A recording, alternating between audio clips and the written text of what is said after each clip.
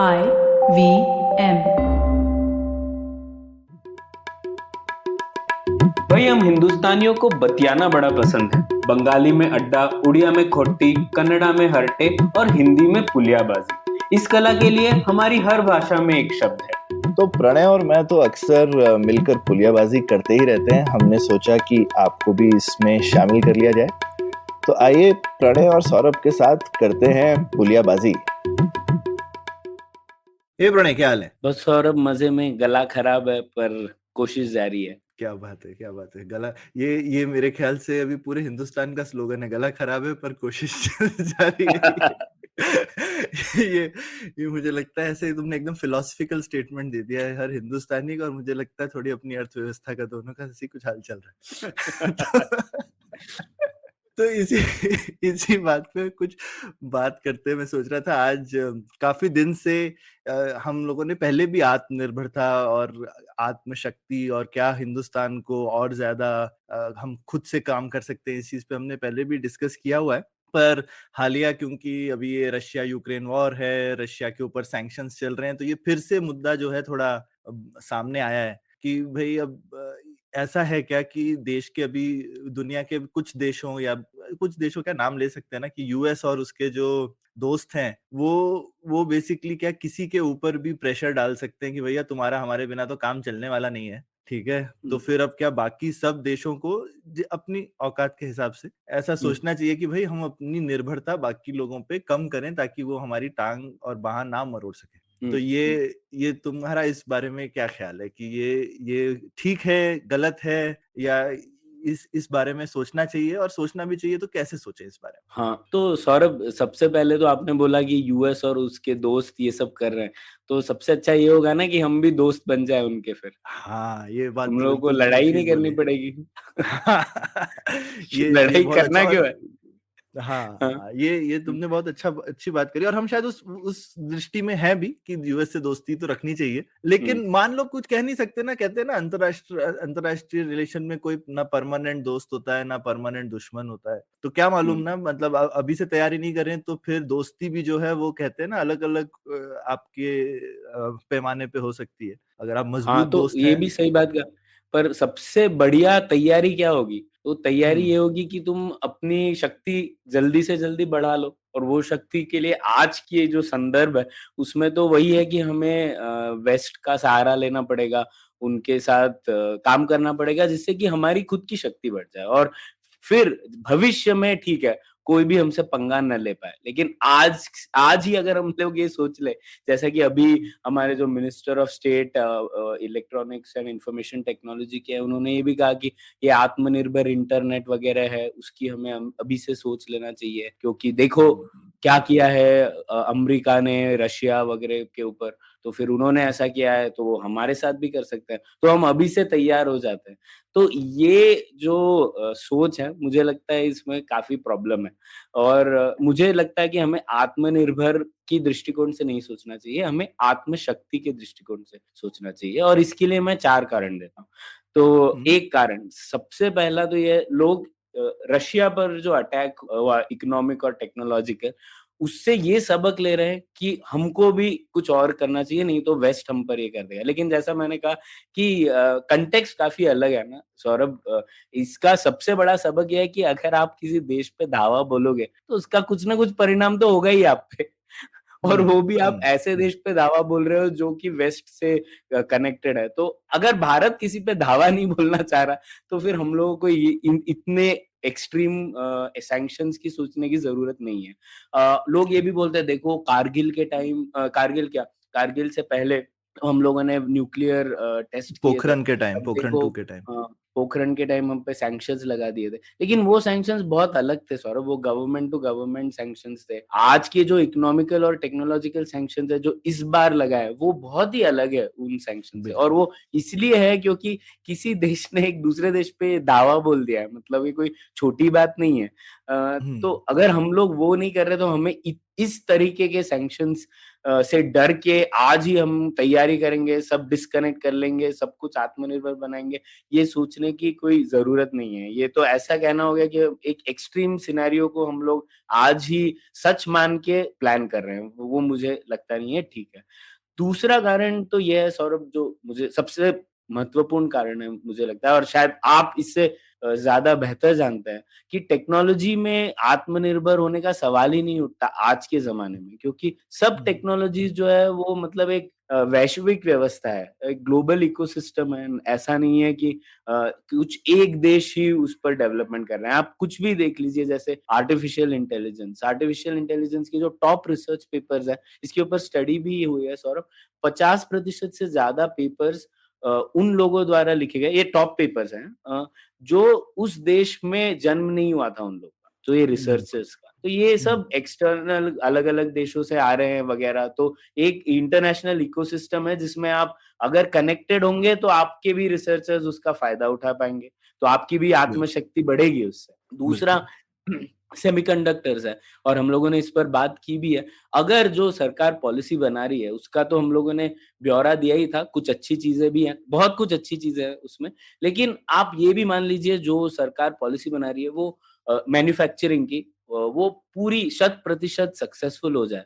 अगर हमारे यहाँ पे जैसा सरकार ने सोचा है वैसी सब 2 फैब्स सेटअप भी हो जाए, फिर भी जितनी वो उनकी कैपेसिटी है, वो भी कैपेसिटी 5 साल लगेंगे बनने में, 5-6 साल। वो हुँ, कैपेसिटी इतनी भी नहीं होगी कि भारत का आधा आधा भी भार उठा पाए, जितनी डिमांड है उसकी। तो हम तो रहने ही वाले हैं डिपेंडेंट दूसरे देशों के ऊपर चिप्स के लिए। हुँ, ना सिर्फ कमर्शियल चिप्स के लिए, डिफेंस चिप्स के लिए भी दूसरों से आना पड़ा। ये मैं लिख के दे सकता हूँ, 10 साल बाद भी हम लोग इम्पोर्ट कर रहे होंगे चिप्स। तो बिल्कुल। इसीलिए अभी से सोचना कि मतलब हम लोग इसमें आत्मनिर्भर बन पाएँगे, मुझे तो नहीं लगता ये ठीक है। अमेरिका भी नहीं बन पाएगा आत्मनिर्भर चिप्स के दृष्टिकोण से। तो ये शायद आप एडवांस्ड कंप्यूटिंग में बात लें, एआई में लें, सेमीकंडक्टर मैन्युफैक्चरिंग में लें, टेक्नोलॉजी में हम लोग पूरी तरीके से आत्मनिर्भर नहीं हो सकते। हाँ, हम ये कह सकते हैं कि एक किसी क्षेत्र में हम लोग इतने अच्छे बन जाएँ, इतने माहिर बन जाएँ कि दूसरे देशों को हम हमारी ज़रूरत पड़ेगी उस एक हिस्से के लिए, और हम लोग वो उस एक हिस्से को अपनी शक्ति बना सकते हैं, है ना? और देश को बोल सकते हैं कि अगर आपको हमारी सहायता चाहिए तो आपको भी कुछ और देना पड़ेगा। जैसे अब नीदरलैंड जैसा छोटा देश है, उसकी एक कंपनी है एएसएमएल, जो कि सप्लाई कर रही है leading edge manufacturing lithography equipment.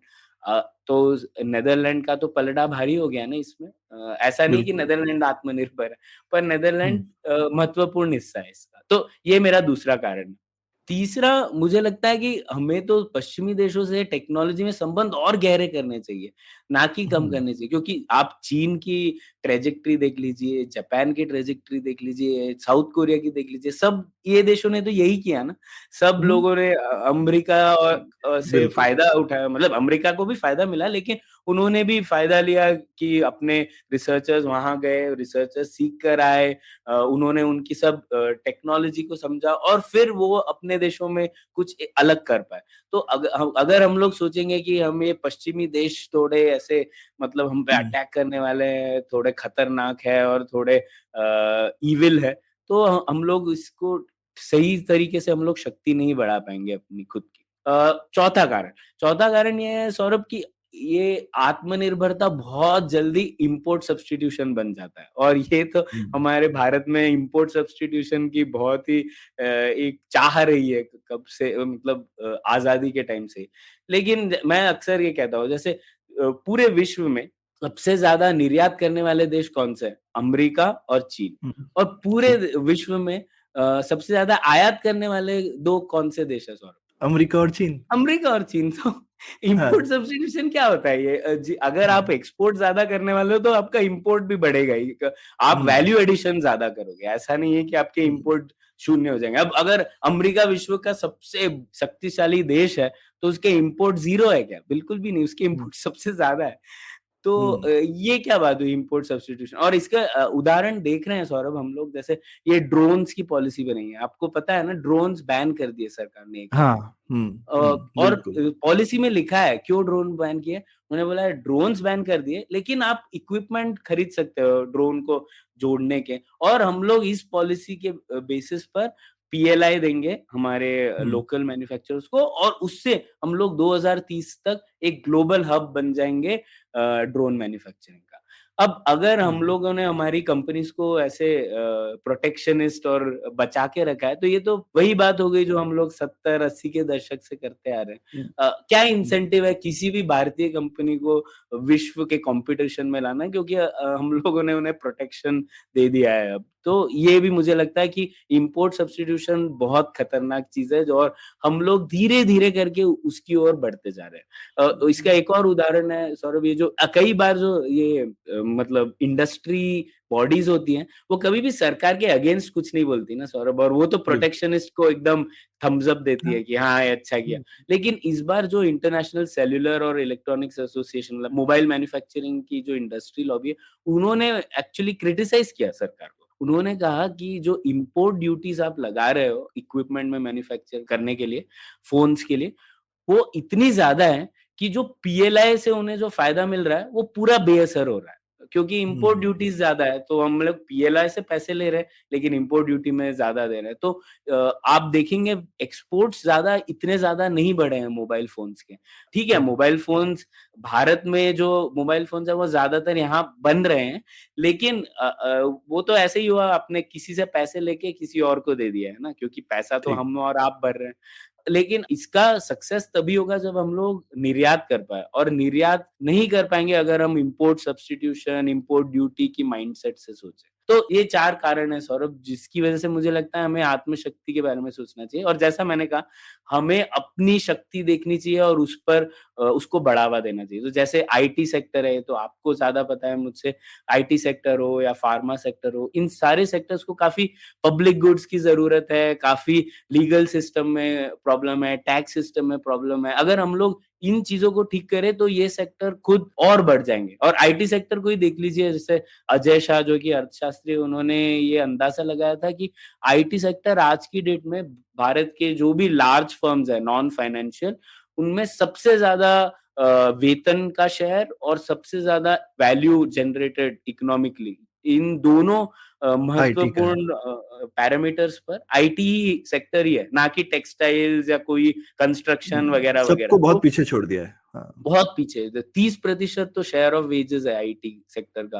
हुँ, तो हुँ। इतना महत्वपूर्ण सेक्टर है, उसको अगर हम लोग बंद कर देंगे, तो फिर हम लोग अपनी शक्ति को कैसे बढ़ा पाएँगे? और अगर भारत अमीर नहीं हो पाया, तो हम लोग यही डरते ही रहेंगे। अगर हम लोग अमीर बन पाए, तो फिर हम लोग काफ़ी देशों को चैलेंज कर सकते हैं। तो इसीलिए मुझे लगता है कि आत्मशक्ति ज़्यादा ज़रूरी है, आत्मनिर्भरता नहीं। आपको क्या लगता है? बिल्कुल, मैं 2 चीज़ें जोड़ूँगा। एक तो जो तुमने ड्रोन वाली चीज़ कही, मैं अपने दर्शकों को बोलूँगा कि इस टाइप की जब भी पॉलिसीज़ आती हैं ना, तो जैसे तुमने बोला कि वो इम्पोर्ट सब्स्टिट्यूशन हो जाता है और यूजुअली बड़े बिज़नेस हाउसेज़ जो हैं, जिसको कहते हैं पॉलिसी कैप्चर करना चालू करते हैं। तो मैं नाम नहीं लूँगा, लोग अपने आप गूगल करके देख सकते हैं कि कौन 2 बड़े उद्योग हाउसेज़ ने ड्रोन की कंपनीज़ को खरीदा है पिछले कुछ सालों में और कुछ महीनों में, और फैक्ट्रियाँ लगा रहे हैं, और उसके बाद ये पॉलिसी आई है, तो वो खुद समझ जाएँगे कि क्या चल रहा है, ठीक है? तो ये तो पहली बात। तो ये सारी पॉलिसीज़ जो हैं, ये शुरू होती हैं नेशनल आत्मनिर्भरता वगैरह के नाम पर, और फिर फाइनली ये कैप्चर होने लगता है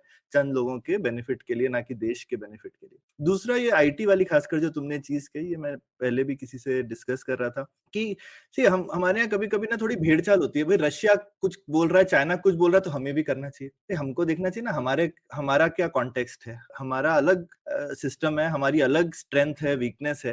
तो एक हमेशा चीज़ होती है, जिस चीज़ में आप स्ट्रॉन्ग होते हैं, उसमें आप खुले होने की ज़्यादा आप आर्गुमेंट्स देते हो। आप बोलना चाहिए आपको कि दुनिया में कहीं पे भी बंद इंटरनेट नहीं होना चाहिए, क्योंकि हुँ। डिजिटल में तो हम स्ट्रॉन्ग हैं, हाँ, ठीक है? हाँ। ये बोल के कि हम बंद करेंगे, हम बाकी देशों को भी सिग्नल दे रहे हैं कि बंद करना अच्छा है। अरे भई, बंद करोगे तो हमारी देश की जो कंपनियाँ हैं, हमारी आईटी सर्विसेज़ कंपनियाँ हैं, डिजिटल कंपनियाँ हैं, सबको नुकसान होने वाला है। तो आपकी जो स्ट्रेंथ होती है दुनिया में, आप सबको उसके बाद में ये ज्ञान देते हो, अरे ये बहुत अच्छी चीज है, ये आप ओपन करके रखो, ये किसी को बंद नहीं करना चाहिए, बंद करना बेकार है। आप भी जो है वो ऐसे लोगों का साथ दे रहे हो जो लोग इस चीज में वीक हैं। तो ये तो मुझे एकदम ही उल्टी चीज लगती है। जिस चीज में आप वीक हो आप उसमें बोल सकते हो, आपको शायद जाकर के दूसरा गुणगान गाना चाहिए, नहीं नहीं ये बंद करो, ये इसमें ग्लोबलाइजेशन अच्छा नहीं है। पर अपने स्ट्रेंथ में तो आप ग्लोबलाइजेशन को सपोर्ट करोगे कि नहीं करोगे? ठीक है। बिल्कुल, तो ये हाँ। डिजिटल और आईटी वाले वर्ल्ड में तो मुझे लगता है ये एकदम ही अपने पैर पे कुल्हाड़ी मारना है कि हम जाकर के लोगों को बोलें, क्योंकि आज हम ऐसा बोलेंगे, कल को लोगों ने बोलना शुरू कर दिया कि हम अपना डेटा बाहर नहीं जाने देंगे, तो हम इंडिया में इतना सारा डेटा प्रोसेस करते हैं पूरी दुनिया का, हमारा क्या होगा? हाँ, ठीक है। बिल्कुल। हमको तो चाहिए कि हमारे जो हम चाहते हैं कल को कि भाई दुनिया के जितने देश हैं वो हमारा आधार, यूपीआई वगैरह ये सब सिस्टम यूज करें ना, कि वो लोग अपने से ये सिस्टम बंद करें। तो हमको तो ये सोचना चाहिए कि यूपीआई नेशनल से इंटरनेशनल पेमेंट सिस्टम कैसे बन जाए, बिल्कुल। है ना? हमको तो इस तरफ जाना चाहिए। और हम लोगों को ऐसा संदेश देंगे कि नहीं नहीं सब बंद करो, उनको लगेगा यानी हिंदुस्तान भी कभी भी मान लो यूपीआई हमने इनका यूज किया, ये हाथ खींच लेगा कल को। हमको तो सबको बोलना चाहिए हम कभी अपना हाथ नहीं खींचेंगे, तुम भी यूपीआई यूज करो, है ना? बिल्कुल। तो इसके बाद मान लो कल को 80-100 देश दुनिया के यूपीआई यूज कर रहे हैं, तो हमारे पास क्या स्ट्रेंथ होगी उसके बाद, है ना? बिल्कुल, हम 100 देशों को बोल सकते हैं। जैसे हाँ, स्विफ्ट की वजह से यूएस को स्ट्रेंथ मिली, कुछ उस तरीके से बिल्कुल, हमें भी एक बिल्कुल। पावर मिलेगा। एक पावर मिल सकती है, या फिर दूसरे लोग आई मीन आज की डेट में जो दुनिया अभी हिंदुस्तान में बहुत अच्छी नई स्टार्टअप्स आ रही हैं जो कि जिसको कहते हैं ना फॉर द नेक्स्ट बिलियन, जैसे मीशो है वगैरह है, सोशल कॉमर्स कर रही हैं। अब ये मान लो सिस्टम जो है अमेजोन की तरह दुनिया के और 100 देशों में चली जाए जो कि अभी इमर्जिंग देश है, तो उसके बाद सोचो हिंदुस्तान को कितनी स्ट्रेंथ मिलेगी। अगर हम सबको लोगों को बोले ये बंद होगा तो लोग कहेंगे हम तो घुसने नहीं देंगे तुम्हारी कंपनीज को, क्योंकि हम ही इस तरीका का संदेश बाकी लोगों को दे रहे हैं, तो बाकी लोग हमको देंगे ना। तो हमको बिल्कुल ये डिजिटल वाले क्षेत्र में तो हमको बहुत केयरफुल रहना चाहिए कि ये हमारी स्ट्रेंथ है, इसको हम जितना ओपन रखें हम और पूरा हमारा आईटी सेक्टर अभी मतलब 300 200 300 बिलियन डॉलर जो हुआ है वो ओपन में रह के हुआ है ना, अब हम क्यों बंद करना चाहते हैं भाई? ओपन ही तो हमारी स्ट्रेंथ है। तो ये मैं एकदम आई थिंक तुम्हारी बात से इत्तेफाक रखता हूँ। मतलब हमको देखना चाहिए ओवरऑल, ये कोई भी किसी बज़वर्ड के चक्कर में नहीं पड़ना चाहिए। आत्मनिर्भर हो, इम्पोर्ट सब्स्टिट्यूशन हो, स्वदेशी हो वगैरह, मतलब इन सब के चक्कर में पड़ के हमने अपने बहुत साल गंवाए हैं पहले। और इन चीज़ों में घुसकर बड़े जो बिज़नेस हाउसेज़ हैं वो भी अपना उल्लू सीधा करेंगे, और फाइनली देश को तो कभी हमने देखा ही है कि इन चीज़ों से फ़ायदा होता नहीं है। तो हमको हमारे देश को इतना फ़ायदा हुआ है ग्लोबल सिस्टम का पार्ट होके, यूएस से दोस्ती करके। तो जैसा तुमने शुरू ही किया था, एक तो यूएस से दोस्ती रखना हमारे लिए बहुत अच्छा है। आई थिंक अगली पुलियाबाजी में एक उस पे भी डिस्कस करेंगे, यूएस की दोस्ती या दुश्मनी पे। पर ये आत्मनिर्भर और आत्मशक्ति पे तुमने बहुत बढ़िया से बताया। मैं इत्तेफाक रखता हूँ हमारे दर्शक भी हमको बताएं, उनको क्या लगता है, आत्मनिर्भरता या आत्मशक्ति? अपनी राय रखें। शुक्रिया। शुक्रिया। उम्मीद है आपको भी मजा आया। यह पॉडकास्ट संभव हो पाया है तक्षशिला इंस्टीट्यूशन के सपोर्ट के कारण। तक्षशिला पब्लिक पॉलिसी में शिक्षा और अनुसंधान के लिए स्थापित एक स्वतंत्र संस्था है। आप दुनिया के किसी भी कोने में हो, आपकी उम्र कुछ भी हो, अगर आप पब्लिक पॉलिसी, विदेश नीति या टेक्नोलॉजी गवर्नेंस में रुचि रखते हैं तो तक्षशिला की वेबसाइट takshashila.org.in पर उनके कोर्सेज को जरूर चेक कीजिए। और अगर आप पुलियाबाजी में शामिल होना चाहते हैं तो हमसे कनेक्ट कीजिए puliyabazi@gmail.com पर या फिर @puliyabazi ट्विटर पर। शुक्रिया। Hey everybody, it's been another great week on the IVM Podcast Network. On Advertising is Dead, Varun speaks with Shashank Mehta, founder and CEO of The Whole Truth Foods. He shares his own journey of moving from eating mostly junk food to starting an enterprise that produces health foods with clean ingredients. The Simplified hosts explore the fascinating topic of mimetic theory and entrepreneur Peter Thiel's interpretations of how anthropologist Renee Girard speaks about it. On Puliyabazi, Pranay and Saurabh analyze how organic farming has affected Sri Lanka. Marathi Kirgithan has a fascinating episode where the Deshmukhs met decode one of India's most celebrated poems. And on Say No to Drama, Chetna unfolds some truths about getting a promotion and the drama around it. Do follow us on social media. We're IVM Podcast on Twitter, Facebook, Instagram, and LinkedIn. And remember, if you're enjoying this show or any of our other shows for that matter, please do tell a friend. Also, don't forget to rate us on any of the platforms you might be listening to us on. And do check us out on YouTube. We're building a whole bunch of different channels. You can find them on ivmpodcast.com/YouTube. And we're also doing a small listener survey, which we would really appreciate your help with. It helps us kind of talk to advertisers. So you could go to ivmpodcast.com/survey. It'll just take a couple of minutes and it would be really really, really helpful to us. We do appreciate this. And finally, we'd like to thank our sponsors this week, SBI Life Insurance and the India Water Portal. Thank you so much for making this possible. Inflation, fiscal deficit, GDP, MSP, NPA, equity market वगैरह वगैरह। दोस्तों, हमने सारे शब्द TV या अखबार में जरूर देखे होंगे या फिर सुने होंगे, पर हम में से कितने लोग हैं जो ये जानते हैं कि इन सब का सीधा प्रभाव पड़ता है हमारी सैलरी पर, हमारे इंक्रीमेंट पर और कमबख्त हमारे खर्चों पर। दोस्तों, मेरा नाम है अभिनव त्रिवेदी और मैं बात कर रहा हूँ इक्का दुक्का इकोनॉमी पॉडकास्ट से, जहाँ पे इस तरह के इकोनॉमिक और फाइनेंशियल टर्म्स को मैं जोड़ूंगा सीधा आपकी जेब से। हर मंगलवार एक नया एपिसोड सुने IVM पॉडकास्ट की वेबसाइट, ऐप या फिर किसी भी अन्य पॉडकास्ट प्लेटफॉर्म पर।